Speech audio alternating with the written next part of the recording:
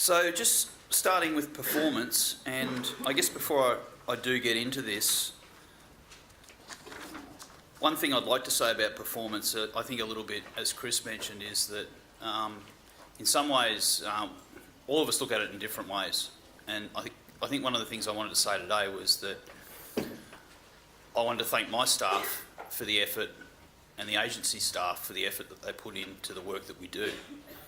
The second thing I wanted to say to that was there's a number of you in the room who consistently give us significant support in the work that we do and the encouragement that you give us in those applications that we do assess in a positive light. So we do get a lot of good feedback from industry, and I think, speaking for myself and Jason, we greatly appreciate that feedback. We also appreciate the negative feedback as well. So we need to know what we need to do better as well. It's a bit of probably a double negative maybe to say that we appreciate the negative feedback, but we do, and we need that. But I just wanted to really make that point to a number of you in the room, and you know who you are. Thank you for the encouragement and the support that you continue to give our agency. This is an overview of all the different types of applications that the agency received and processed in 2016-17, so the last financial year. There's a couple of things I wanted to touch on in here, and obviously you see from the top part in terms of the registration applications and the actives and the permits. That's the information that really gets put out on the front line in terms of our performance statistics.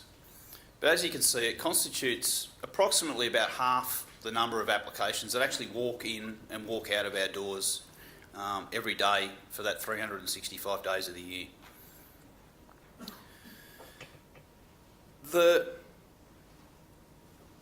numbers to the bottom are things that don't necessarily get picked up exclusively in our performance statistics.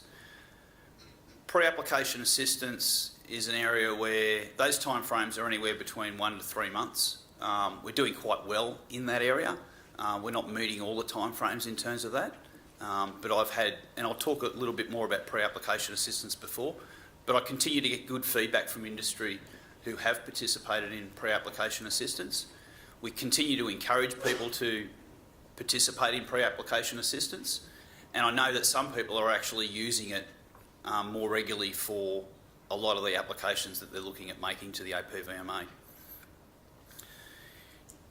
Tim spoke on just before about notifiable variations, and I guess one point I wanted to make here was that last year, or the previous financial year, I think the number was about 600 notifiable variations for that financial year. So this year we're closer to 1,000.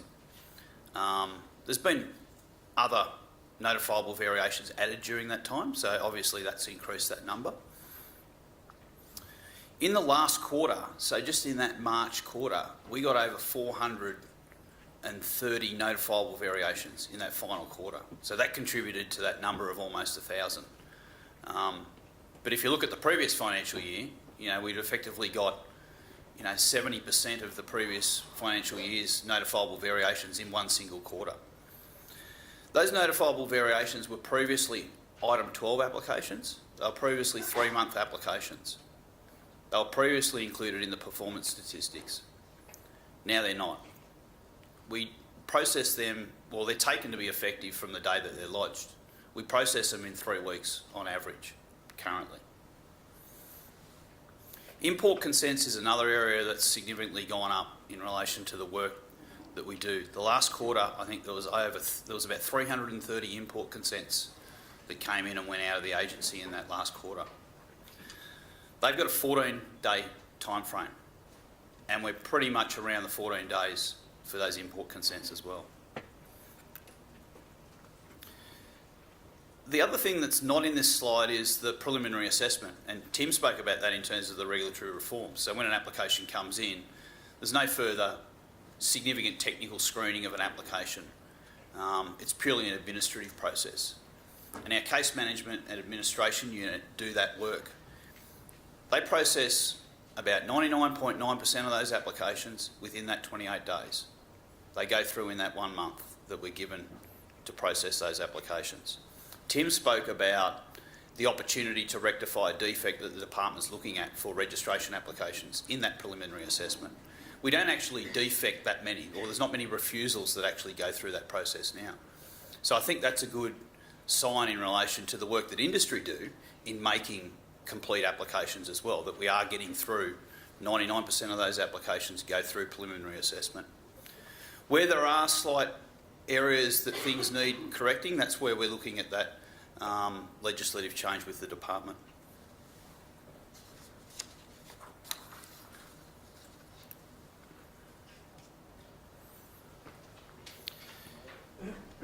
As Chris mentioned earlier today, 69% of our applications were finalised within time frame for the financial year, and that was 2,500 applications.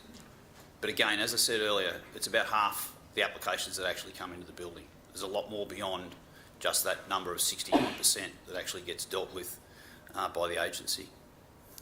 At the end of the financial year, we had 1,650 applications in progress, and 71% of those were still within time frame.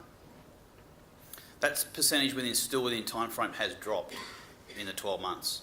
We were at around about 80% and sat at 80% for a considerable amount of time. However, the applications in progress have gone up over the financial year. There's been a lot of work done in the quarter that we're currently in, and we are ahead of the game in this current quarter, so things are starting to turn in terms of applications in progress. I put a couple of other ones on here in relation to the 159s. So this is a requirements notice, if everyone doesn't understand what our language of a 159 is. But when we issue a notice requiring further information and an application gets an extension period through the legislation, it's just an interesting statistic that of overall applications, only 1 in 5 get a 159.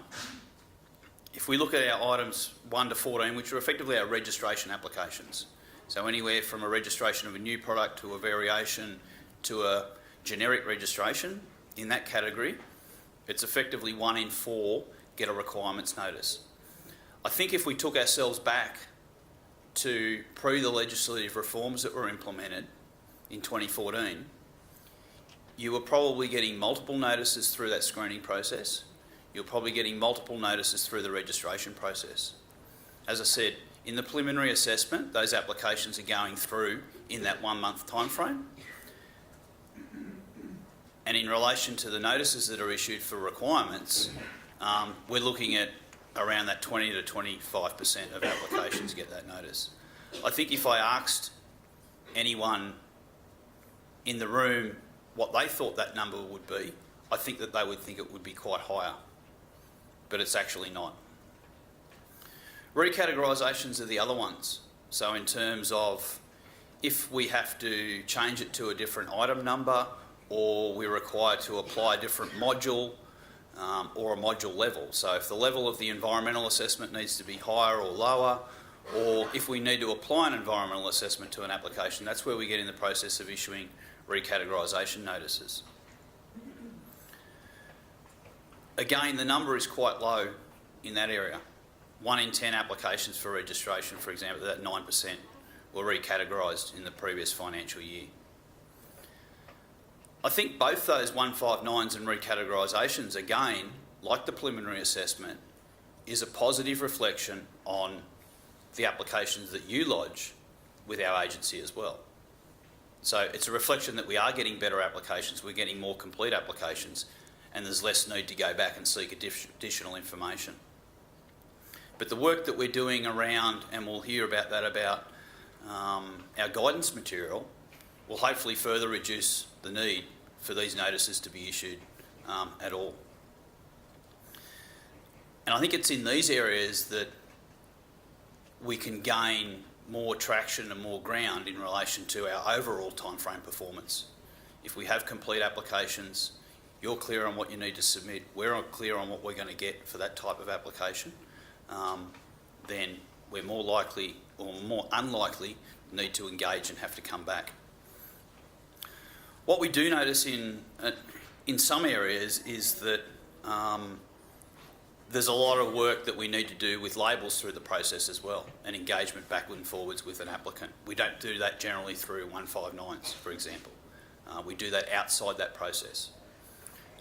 In the minor evaluations team, so those that deal with more of the administrative changes to labels or some of the generic registrations, they are engaging with applicants without issuing 159s for label deficiencies, for example. So they do go back to applicants and give them an opportunity to rectify labels. And I'd just like to make that point in terms of enhancing that timeframe performance. It's quite important that you yourself, when you're submitting those labels, check the information that you're putting in them to reduce the number of times that we have to come back and ask for corrections to be made to labels, particularly in the generic space where we're copying other labels. In the notifiable variation space as well, there's areas in there where people are adding things that are not in scope within terms of the notifiable variation. So they're things, again, that are creating problems that we need to think about as well internally as to how we process those and how we look at them. I'm now about to touch on, I guess, the large proportion of the applications that we deal with that fall into those items 7, 8, 10, 12 and 14. And just to explain those, the 7 and 8s are really the generic image type registration applications. The 8's your repack, the 7's your closely similar registration application. Your 12 is quite similar to those, but it's a variation to an existing registration, but for an administrative change that doesn't require technical data and doesn't require a technical assessment. So those sort of 3 items are really down that sort of 3-month time frame. They're down the bottom end of the time frame scale. The 10s are new registration applications. People are going to different formulation types, different concentrations in formulations as well, where we're getting into more modular assessments. So we might be doing environmental assessments or tox assessments and worker health and safety assessments or residue assessments, and chemistry as well. But not all of those at all times. The 14s are much similar to that, but again, they're variation applications. So 14 is, I've already got a registration, but I want to add a new crop or I want to add a new livestock species. So those 2 applications have much longer timeframes. But this group represents, 72% of the applications that we actually get in the door. What I wanted to present here was that for the financial year, the left-hand column depicts the average time frame that it took the APVMA to finalise all applications in that particular item. The blue column represents the average legislative time frame for that same cohort of applications that got finalised. As I mentioned, the 7s, the 8s and the 12s generally have around about a 3-month time frame. The reason that blue bar is bumping up a little bit is because you're looking at things like 159s getting captured in that process as well, where there's an extension period of 1 month on that 3 months. But as you can see, the legislative time frame on those applications, 7, 8 and 12, is around that 3.5 month time frame. Those applications are currently being finalised in, as you can see, around that 4 to 5.5 month time frame. If I move to a terminology we use internally, particularly for pesticide applications, is the 7s, 8s and 12s are our minor applications. When we talk about major applications, that's when we start to talk to the right-hand side when we talk about the 10s and 14s. So the average legislative time frame for those you can see in the blue column, and the left hand on the green is what our average finalisation time frame was for those applications as well.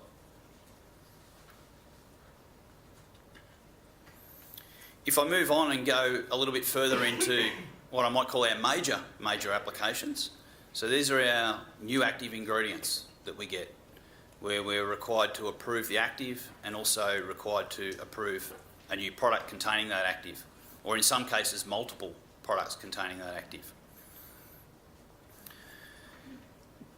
So we've got items 1, 2 and 27. The numbers are much smaller in this group, obviously, because we're dealing with new active ingredients. So the numbers in the brackets and on the previous slide, I didn't touch on that, but that was basically the numbers within each of those 2 different cohorts. So it's they are high volume applications that we receive. However, here it's a bit smaller. In relation to the ones, again, it speaks for itself. You know, the right-hand side's the average legislative timeframe, the left-hand side's the average completion timeframe. On the ones, that includes a number of applications that were transitional applications under the legislation. So that left-hand bar was significantly pushed up in that direction through applications where there was effectively old clock-off time got transferred into total elapsed time. So a number of those applications in that group of 7 were significant time frame, only 2 or 3 of them, significant time frames back with an applicant to negotiate with us about risk management practices that we're going to put in place for that particular product registration. So I'm saying that the far left hand is influenced by old world processing of applications as well. I guess the other point I wanted to make on this is that the item 27s are our time shift applications. So that's an application where a registrant comes in and engages with the agency about the submission process well before that application's actually lodged, and does planning and agreement with the agency around when certain parts of that application are going to be submitted. As you can see, those two more closely align in relation to average time or time frame for completion, because there's more planning and there's more engagement with the agency about those submissions prior to their arrival.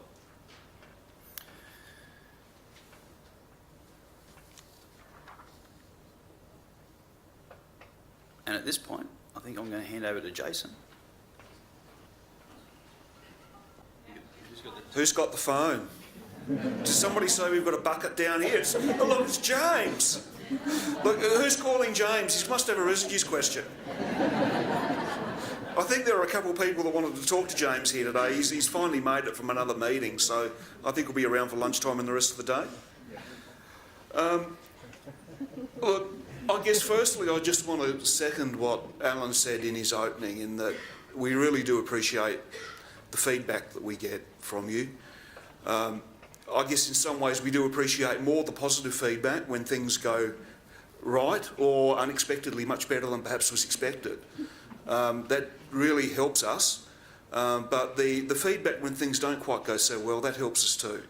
Because, you know, we acknowledge that that we have got work to do on process, on our efficiencies, and to get your input on what is going wrong and where you think we can improve is really important in that.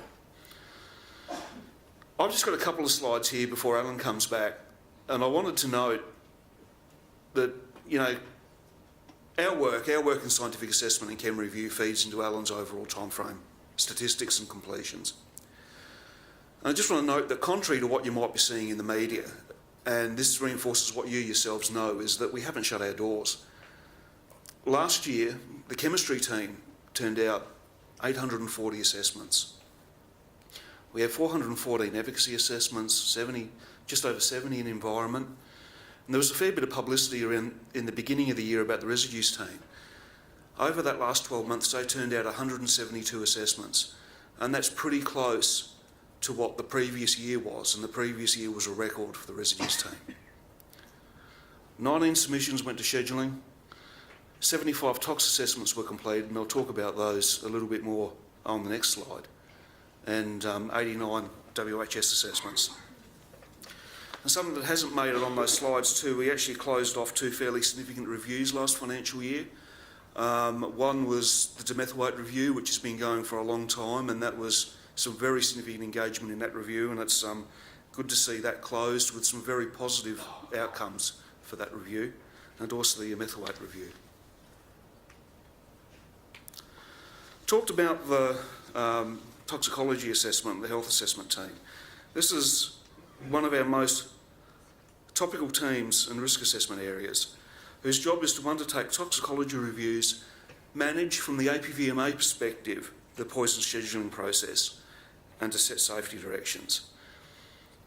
As you see in this chart, for which looks at incoming applications, outcoming applications or modules, and our work in progress over the last couple of years, I'll use a word from a previous life, you can see in the middle of 2016 there was quite a large perturbation in work in progress and the change in direction on direction of those. And I'd like to walk you through a bit of this history here.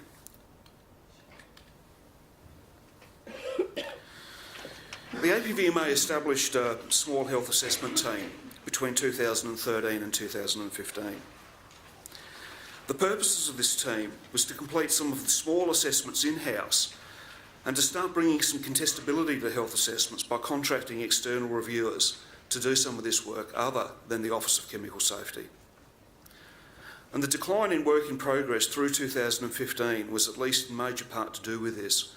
We started off in that first year where we were doing external assessments. 7 assessments went out to the private sector in 14-15 and 26 in 15-16. Then in mid-2016, the Office of Chemical Safety ceased providing assessment services to us. This obviously significantly slowed our completion of toxicology assessments and WHS assessments, while we established an internal assessment team and also while we continue to utilise private sector assessors. And in 16-17, we sent 28 assessments outside that were completed. Now this team is now well established, and the work on major assessments and streamlining the consideration of both major and minor assessments can now be seen to be paying off. Now you see in the green arrows there, I've just highlighted the last 2 poison scheduling cut-offs. That's where we have to submit submissions to the scheduling secretariat. Now in those last 2 cut-offs, we've made a total of 15 submissions, and these submissions have covered 41 products. And that's a really major piece of work that the HAT team have done over that past 12 months, and they've really done a very solid job. We've now caught up with scheduling submissions. At the time of the last cut-off, there were only an additional 3 applications in the system that looked like they'd need scheduling consideration. And because of their time of application, there was no way that they could have realistically made that last cut-off date. You can see the work in progress is taking a significant downward trend there in that last quarter of that last financial year. And we look forward to some further significant reductions in work in progress as we're now returning to a more normal mix of major and minor, major and less major applications by that team. And we're looking at some really good internal efficiencies in how we deal with particularly minor considerations for safety assessments and for tox assessments. Thanks, and I think, Alan, it might be back to you for a little while.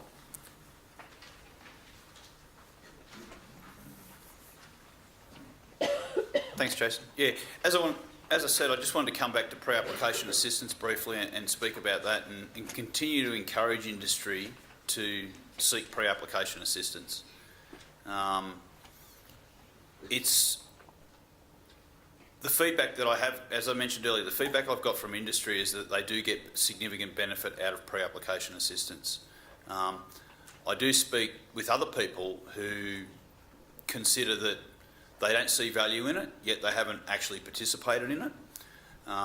They also state that there's a time frame component to that and it will delay my submission. Well, my advice is that it's your decision to make one way or the other as to if you participated in it or not. However, the time frames are quite short in relation to getting that assistance back. As you can see, that the high volume was mainly in the middle area, the tier 2 ones. So that's where people are actually seeking advice about not just the modules and the timeframes and the fees that would apply to an application, but more particularly about what type of data and information they're going to submit with an application to address the criteria. And they're the ones that we really want to engage with you on. Hopefully, as we get further into the guidance material, it will hopefully take away a lot of the tier 1 applications. So that's more just about, this is what I want to do, can you confirm the modules and the levels or the particular item that might apply to an application. It doesn't get into any of the technical detail about the actual data and the information that's going to be supplied. Tier 3 is more around that protocol assessment. So someone's got a trial protocol and they want us to assess it. So the number's quite low there, and that's what we would expect as well. But again, I'd be encouraging you to look at that more and more, particularly for major extensions of use that you're looking at doing.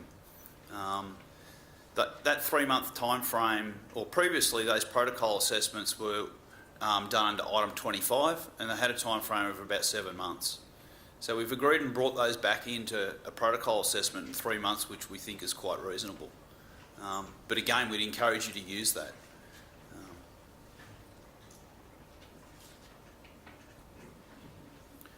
The key in pre-application assistance is ensuring that you outline what it is that you want to do. Look at our guidance material in doing that. So pre-application assistance is not just, I go to the APVMA and they become my consultant and tell me what to do. You still have to go away, do some homework, think about what you're going to submit, what information that you believe that you're going to present to the agency. Particularly the bottom point, provide us information about what does the proposed label or the extension of use look like, what you're going to go for. That's quite important in relation to our consideration. So if it was an extension of use and let's say you already had it registered in sugarcane and you wanted to take it into wheat, the question wouldn't be, so what's going to be my requirements if I want to extend it to wheat? Well, we're going to want to know, what's the rate of application? Is it similar to what you've already got? Are there occupational issues that we need to consider? So without details of the actual use pattern that we're dealing with, we don't know what we might be dealing with. So that's all we had for performance from myself and Jason, and we're quite happy to take questions.